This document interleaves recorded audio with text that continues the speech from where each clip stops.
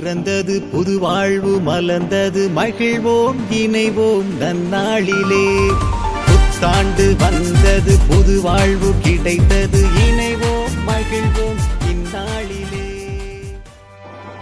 Praise the Lord. இன்றைய நாளுக்குரிய வேத வசனம் ஏசாயா 49வது அதிகாரம் 5வது வசனம்.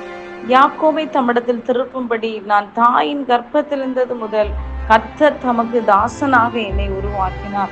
இஸ்ரவேலோ சேராதே போகிறது, ஆகிலும் கர்த்தருடைய பார்வையில் கனமடைவேன். என் தேவன் என் பலனாய் இருப்பார்.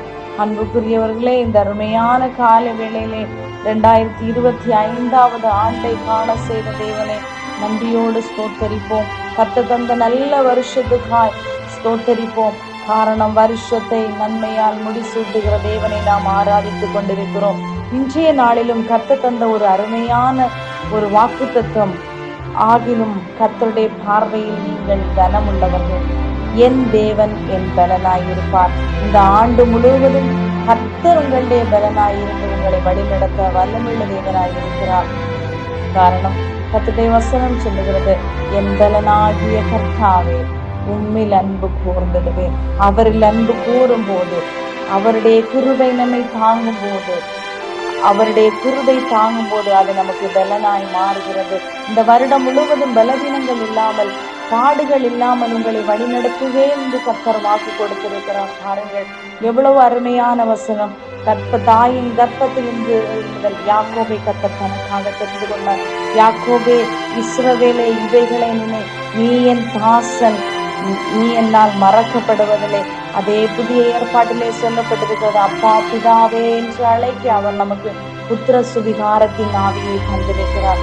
தாசத்துவம் இல்ல அன்புக்குரியவர்களே, சொந்த பிள்ளையாக ஒருவேளை தாய் தன் பிள்ளையை மறந்து போனாலும் நான் உன்னை மறப்பதில்லை என்று வாக்கு கொடுத்த தேவன் இதே அதிகாரத்திலே 15வது வசனம் சொல்லுகிறது, ஸ்திரீயானவள் தன் கர்ப்பத்தின் பிள்ளைக்கு இறங்காமல் தன் பாலகனை மறப்பாளோ?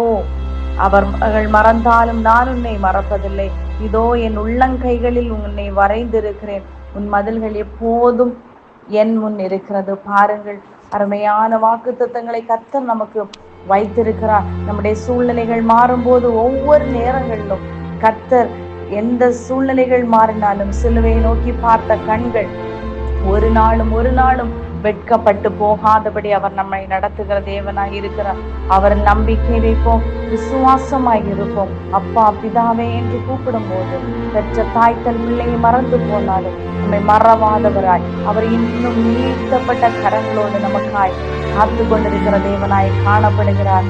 கர்த்தர் தாமே இந்த வருடம் முழுவதும் உங்களை பலத்தால் இடைக்கட்டி, என் கிருபை உனக்கு போதும், பலவீனத்திலே என் பலன் பூரணமாய் விளங்கும் என்று சொன்ன தேவன் சகல பலத்தினாலும், சகல நன்மைகளினாலும், சகல கனத்தினாலும் உங்களை நிறைத்து நடத்துவாராக. ஆமேன். God bless you all.